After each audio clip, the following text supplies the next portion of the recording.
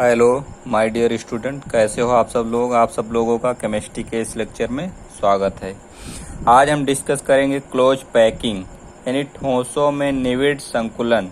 निविड संकुलन जिसे कहते हैं क्लोज पैकिंग।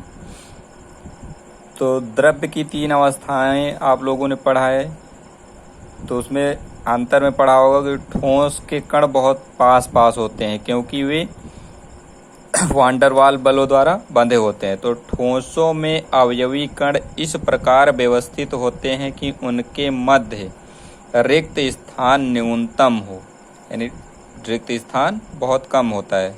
ठोसों के अवयवी कण इस प्रकार व्यवस्थित होते हैं कि उनके मध्य रिक्त स्थान न्यूनतम हो, उसे निविड संकुलित संरचना कहते हैं, यानी क्लोज पैक्ड स्ट्रक्चर। उसे क्या कहते हैं? निविड संकुलित संरचना। यदि अवयवी कणों को समरूप कठोर ठोस गोला मान लिया जाए, यानी अवयवी कण को एक ठोस गोला मान लिया जाए, तो हम निम्नलिखित 3 पदों में त्रिविमीय निविड संकुलन बना सकते हैं। यानी निविड संकुलित संरचना क्लोज पैक्ड स्ट्रक्चर 3 तरीके से दिखा सकते हैं, यानी 1 डायमेंशनल, 2 डायमेंशनल और 3 डायमेंशनल। यानी 1 विमीय निविड संकुलन और 2 विमीय निविड संकुलन और 3 विमीय निविड संकुलन। अब बात आती है कि 1 विमीय निविड संकुलन किसे कहते हैं। यानी 1 विमा में निविड संकुलन गोले, देखो केवल एक विमा है, मान लीजिए ये एक विमा है, इसमें गोलों को इस प्रकार व्यवस्थित करना है। अब ये जो विमा है एक्स अक्ष भी हो सकता है, वाई अक्ष या जेड है, तीनों में से कोई भी अक्ष हो सकता है। तो इनको यानी एक विमा में एक विमीय यानी एक विमा में निविड संकुलन में गोले को एक पंक्ति में एक दूसरे को स्पर्श करते हुए रखना है। यानी एक ही पंक्ति में गोलों को एक दूसरे से स्पर्श करते हुए रखना है। इस प्रकार की निविड संरचना में प्रत्येक गोला, मान लीजिए प्रत्येक गोले को एक दूसरे से स्पर्श करते हुए एक ही विमा में रखा गया है। अब इनमें होता क्या है कि किसी भी एक गोले को ले लो, प्रत्येक गोला अन्य 2 गोलों को स्पर्श करता है। मान लीजिए हम इस गोले की बात कर रहे हैं, ये गोला क्या है, अन्य 2 गोलों को स्पर्श करता है। अगर इस गोले की बात करोगे तो ये भी तो अन्य 2 गोलों से स्पर्श हो रहा है, तो स्पर्श करता है। तो ज्यादातर पूछा जाता है एक विमीय निविड संकुलन की उपसह संयोजन संख्या क्या है, यानी उपसह संयोजन संख्या कितनी होती है। तो एक गोला जितने निकटवर्ती, यानी एक गोला जितने निकटवर्ती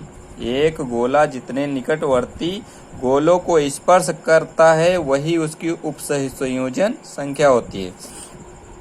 तो अभी हमने बताया कि एक गोला 2 अन्य गोलों को स्पर्श करता है, अर्थात इसकी उपसह संयोजन संख्या कितनी होगी? 2। तो क्वेश्चन पूछा जाएगा कि एक विमीय निविड संकुलन की उपसह संयोजन संख्या का मान कितना होता है।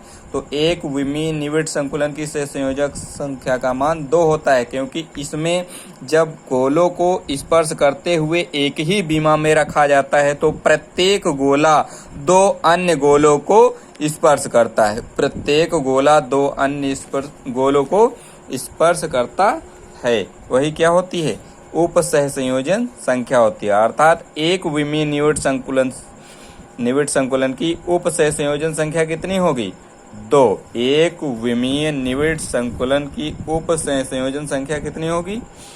2, क्योंकि एक गोला जितने निकटवर्ती गोलों को स्पर्श कर रहा है वह उसकी उपसह संयोजन संख्या कहलाती है। अब विमीय निविड संकुलन में गोलों की उपसह संयोजन संख्या कितनी होगी? 2। अब बात करते हैं द्विविमीय निविड संकुलन। द्विविमीय निविड संकुलन में 2 पंक्तियां होंगी, 2 डायमेंशनल, यानी 2 पंक्ति को प्रथम पंक्ति के निकट, यानी हम इस प्रकार व्यवस्थित करेंगे। मान लीजिए 2 पंक्तियां हैं, एक ये पंक्ति है और एक ये पंक्ति है। तो कह रहा है कि ये पहली पंक्ति है, ये दूसरी, ये तीसरी। तो कह रहा है दूसरी पंक्ति को पहली पंक्ति के नीचे इस प्रकार व्यवस्थित किया जाता है। देखो, दूसरी पंक्ति को प्रथम पंक्ति के निकट इस प्रकार रखा जाता है कि दोनों पंक्तियों के गोले के केंद्र यानी दोनों पंक्तियों के गोले के केंद्र, पहली पंक्ति और दूसरी पंक्ति, इन दोनों पंक्तियों के गोलों के केंद्र जो हैं, चाहे वो क्षैतिज हो, मान लीजिए इसका केंद्र ये है, इसका केंद्र ये है, और इसका केंद्र ये है, इसका केंद्र ये है, चाहे वो क्षैतिज हो या फिर ऊर्ध्वाधर हो, प्रथम पंक्ति के गोले और द्वितीय पंक्ति के गोलों के केंद्र, चाहे वो क्षैतिज हो या ऊर्ध्वाधर हो, एक ही रेखा में होते हैं। ठीक है। अब बात आती है, ये जो द्विविमीय निविड़ संकुलन होता है, ये दो प्रकार का होता है। एक होता है वर्गीय निविड़ संकुलन, दूसरा होता है षटकोणीय निविड़ संकुलन। अब द्विविमीय में वर्गीय निविड़ संकुलन किसे कहते हैं? मान लीजिए ये प्रथम पंक्ति है और ये द्वितीय पंक्ति है, तो प्रथम पंक्ति के केंद्र और द्वितीय पंक्ति के केंद्र, चाहे वो क्षैतिज रेखा में हो या ऊर्ध्वाधर रेखा में हो, क्या कह रहा है कि एक ही रेखा में होने चाहिए, केंद्र एक ही रेखा में। ठीक है। तो इसमें होता क्या है, मान लीजिए ये एक गोला है, किसी भी प्रत्येक गोले की बात कर रहे हैं, प्रत्येक गोला अन्य 4 गोलों को स्पर्श करता है। मान लीजिए ये एक गोला है, इधर से इस गोले को टच कर रहा है, इधर से इसको मिला कितने गोले, 1 2 3 4 अन्य गोलों को स्पर्श करता है। तो जहां पर ये स्पर्श कर रहे हैं, इनको अगर मिलाया जाए तो ये क्या बन रहे हैं, वर्ग, क्योंकि ये भुजा और ये भुजा, ये चारों आपस में क्या होंगी, बराबर। तो वर्ग की चारों भुजाएं क्या हैं, बराबर। तो ये क्या है, ये द्विविमीय में कौन सा है, वर्गीय निविड़ संकुलन है। द्विविमीय तो है, लेकिन कौन सा, वर्गीय निविड़ संकुलन। अब क्वेश्चन पूछा जाएगा कि वर्गीय निविड़ संकुलन की उप सहसंयोजन संख्या का मान कितना होता है। द्विविमीय वर्गीय निविड़ संकुलन की उप सहसंयोजन संख्या का मान कितना होता है। अब हम जानते हैं कि उप सहसंयोजन संख्या का मान वही होता है जितने गोले उसको स्पर्श करते हैं। मान लीजिए इस गोले को कितने अन्य गोले स्पर्श कर रहे हैं, 1 2 3 4। इसका मतलब वर्गीय निविड़ संकुलन की उप सहसंयोजन संख्या का मान कितना होगा, 4। उप सहसंयोजन संख्या का मान क्या है, 4। अब दूसरा क्वेश्चन इससे पूछा जाता है, वर्गीय निविड़ संकुलन का पैटर्न क्या होगा। पैटर्न का मतलब ये पहली पंक्ति है, या दूसरी पंक्ति है, तीसरी पंक्ति। तो पहली पंक्ति मान लीजिए ये x अक्ष है और ये y अक्ष, तो इसके केंद्र क्या है, एक ही रेखा में है। मान लीजिए इसका हम मान ले पैटर्न क्या है, a। तो इसके जस्ट नीचे दूसरी पंक्ति लगी है, उसका भी केंद्र तो क्या है, एक ही रेखा में है ना। इन सबके केंद्र क्या है, एक ही रेखा में है। इसका मतलब इसका भी पैटर्न क्या होगा, a। वैसे ही इसका भी पैटर्न क्या होगा, a। तो इसका पैटर्न बनेगा AA डॉट डॉट, यानी कौन सा पैटर्न बना, AA पैटर्न। तो वर्गीय वहां ऑप्शन में दिया रहेगा AB पैटर्न, AA पैटर्न, ऐसे ऑप्शन रहेंगे। तो वर्गीय निविड़ संकुलन का पैटर्न क्या होगा, AA up to so on. और इसके वर्गीय निविड़ संकुलन की उप सहसंयोजन संख्या का मान कितना होगा, 4, क्योंकि इस गोले से अन्य 4 गोले स्पर्श करते हैं। ठीक है। अब द्विविमीय निविड़ संकुलन में दूसरा है षटकोणीय निविड़ संकुलन। अब षटकोणीय निविड़ संकुलन क्या होगा, इसमें 2 विमा, एक विमा ये है, मान लो ये x अक्ष है और ये y अक्ष है। तो द्विविमीय, ये प्रथम पंक्ति है और ये दूसरी पंक्ति। तो इसमें कहता है कि दूसरी पंक्ति को पहली पंक्ति,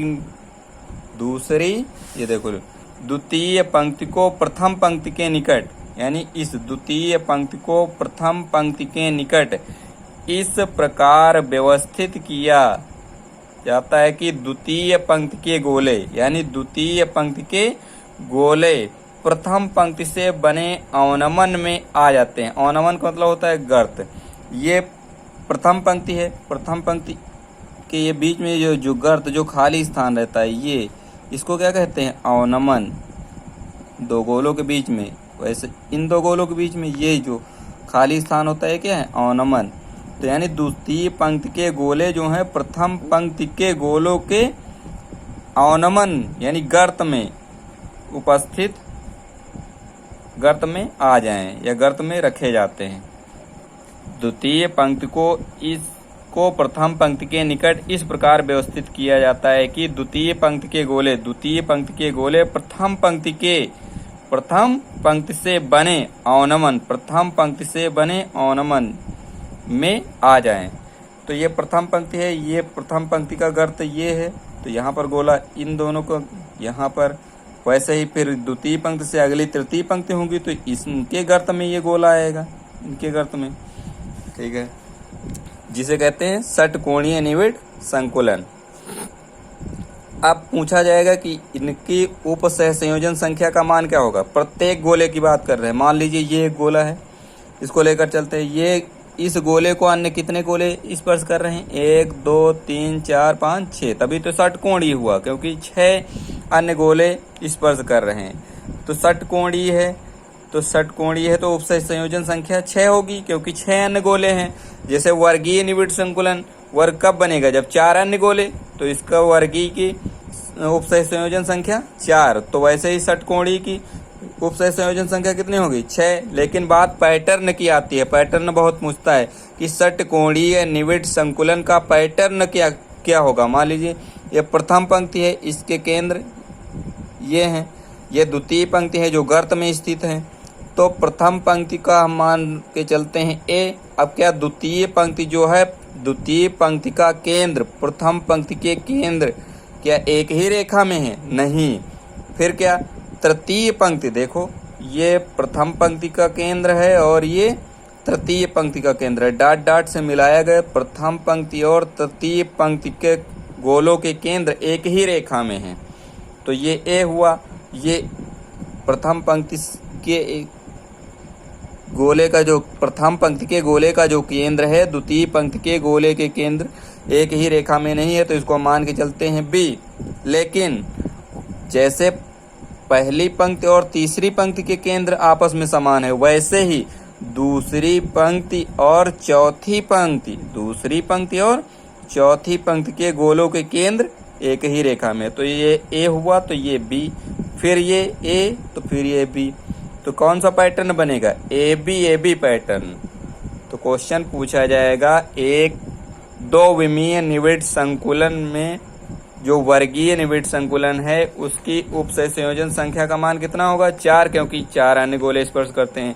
इसका पैटर्न क्या होगा वर्गीय निविड़ संकुलन का, ए पैटर्न होगा। षटकोणीय निविड़ संकुलन की उपसह संयोजन संख्या 6 होगी, क्योंकि 6 अन्य गोले स्पर्श करते हैं। अब षटकोणीय निविड़ संकुलन का पैटर्न क्या होगा, ए बी पैटर्न होगा। कौन सा होगा, ए बी पैटर्न होगा। अब बात आती है एक विमीय निविड़ संकुलन की उपसह संयोजन संख्या कितनी होगी, 2, क्योंकि एक गोले को 2 अन्य गोले स्पर्श करते हैं। जितने गोले, किसी भी गोले को जितने अन्य गोले स्पर्श करते हैं वही उपसह संयोजन संख्या कहलाती है। तो ये तो था एक विमीय निविड़ संकुलन और द्विविमीय निविड़ संकुलन, क्योंकि ये एक अक्ष और ये 2 अक्ष। अब तीसरा अक्ष हमारी तरफ आएगा, यानी इसकी परत के ऊपर इसकी जब मोटाई बढ़ाएंगे तो तीसरी बीमा स्टार्ट होगी, 3 डायमेंशनल। तो उसको अब अगले लेक्चर में पढ़ाएंगे। आज के लिए इतना ही, ओके बाय।